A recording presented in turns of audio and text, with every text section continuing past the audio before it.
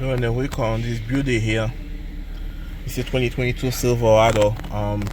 That's the new gen. As you can see, the interior change. I'm doing the heated seat recall. Those vehicles coming from the factory with, you can see the heated seat button here, right?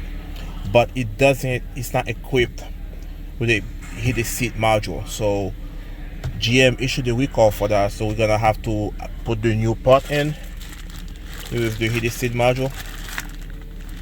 That little thing right there go inside the steering wheel. My first time doing that recall, by the way, and everything is off. Here is your airbag module.